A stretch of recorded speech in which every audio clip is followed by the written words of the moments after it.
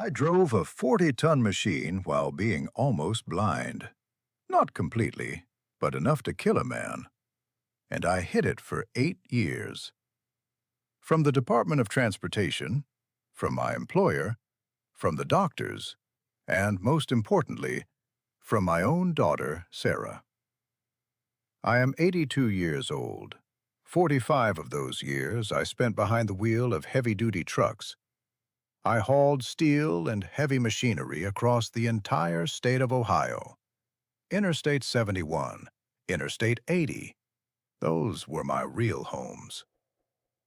Ohio winters do not forgive weakness. When you are pulling a load over icy asphalt near Cleveland and a crosswind is trying to throw your trailer into a ditch, you rely entirely on your eyes and an iron grip. When you are a trucker with that kind of mileage, you quickly learn one unbreakable rule. You never let go of the wheel. You do not call dispatch to complain about high blood pressure. You do not pull over because you are tired.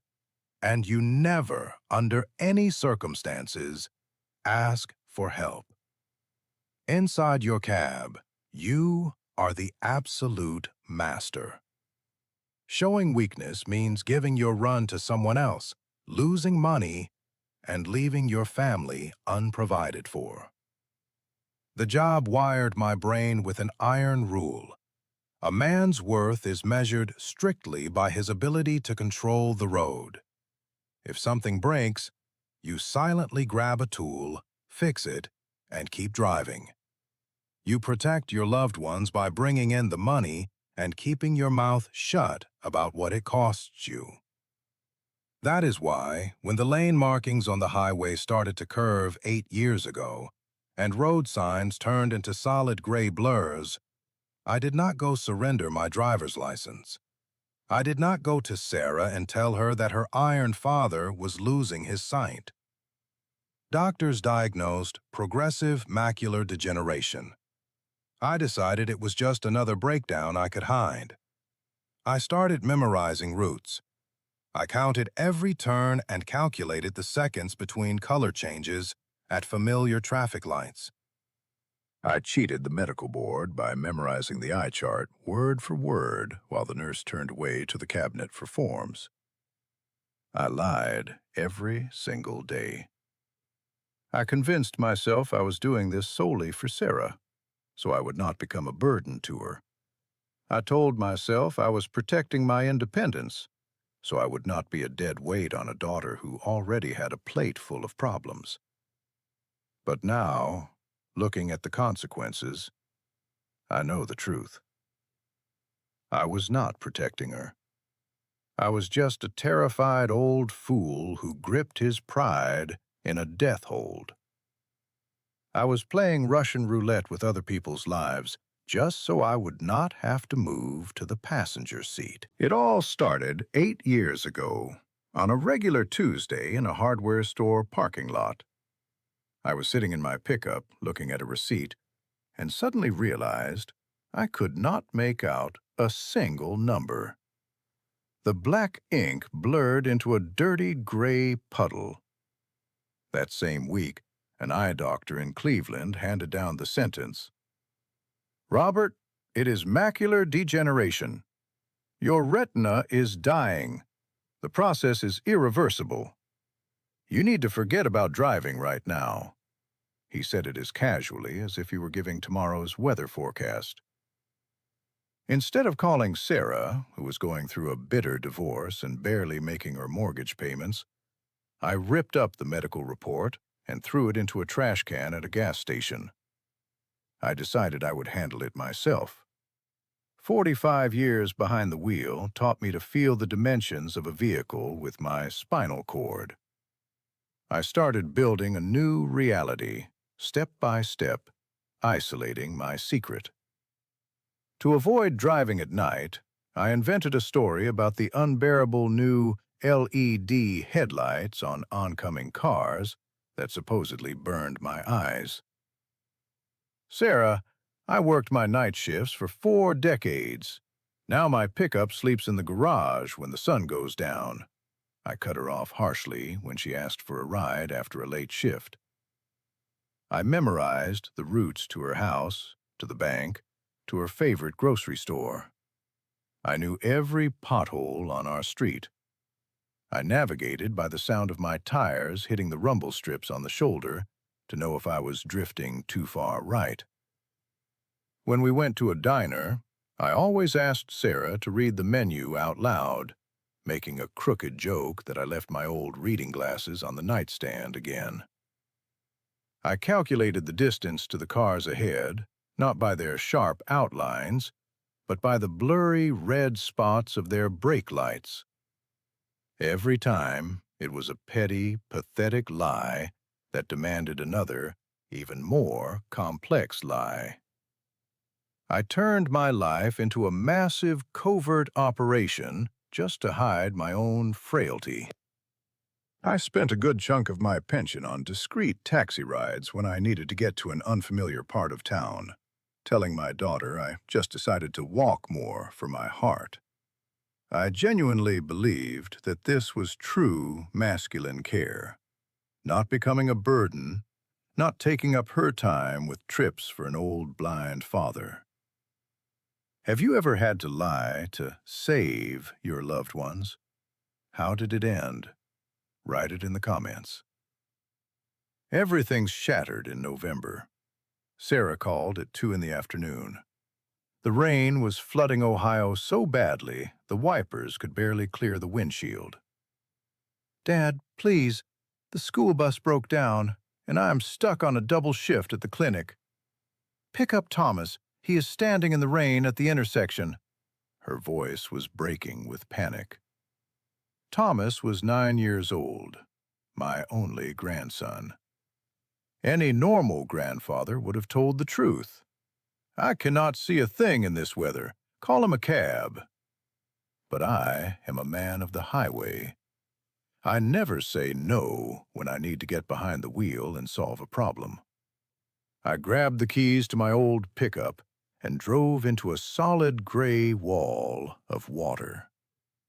I navigated entirely from memory.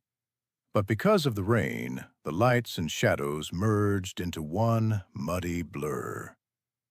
I picked up Thomas. He got into the passenger seat, soaking wet and freezing.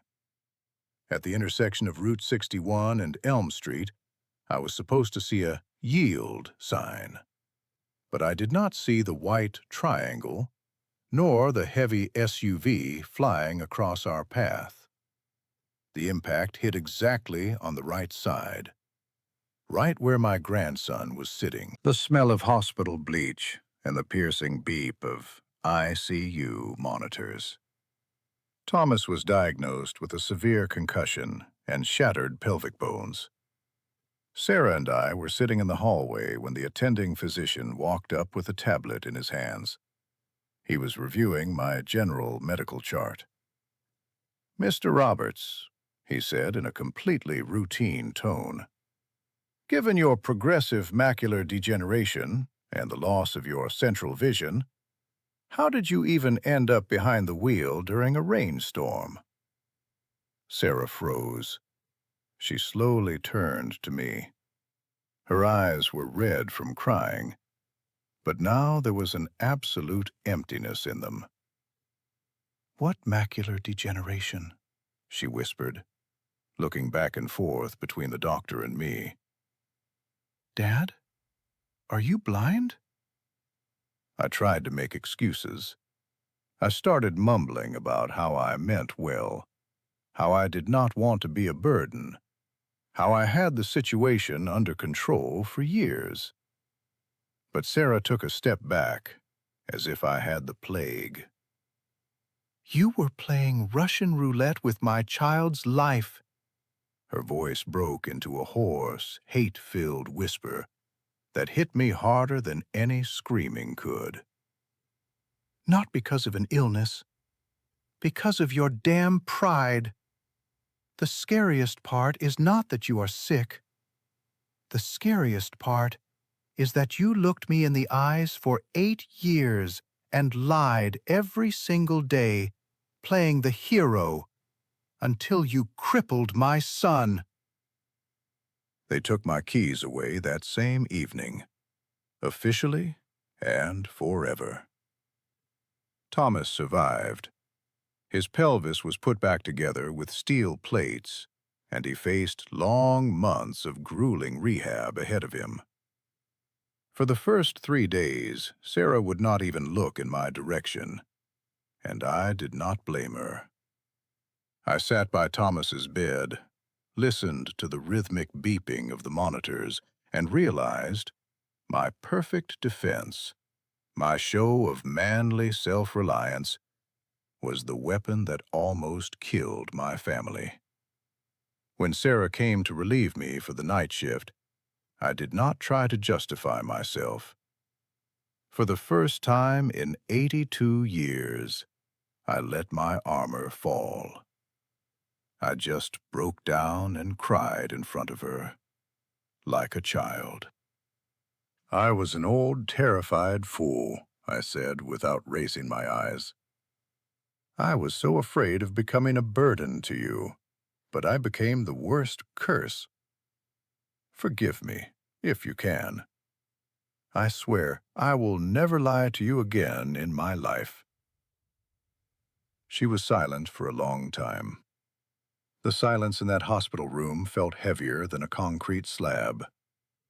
And then she let out a heavy breath, walked over, and hugged me tightly by the shoulders. "You are no longer a driver, Dad," she said quietly, her voice trembling. "But you are still my father. And Thomas needs you. Just the real you, not a made-up one." I lost my pride, my steering wheel, and my independence. But in that darkness, in the ruins of our trust, I felt something incredible. Relief. I no longer have to squint at road signs. I no longer have to play the part of the iron lone wolf. The mask fell off. I realized that the ugliest, most painful truth is always better than the most perfect shield of lies. Because only the truth gives us a chance to forgive each other and start all over again. What truth are you hiding from your loved ones right now, thinking you are saving them? Confess before it is too late. Subscribe to the channel if this story resonated with your heart, and leave a like. Maybe it will stop someone from making an irreversible mistake.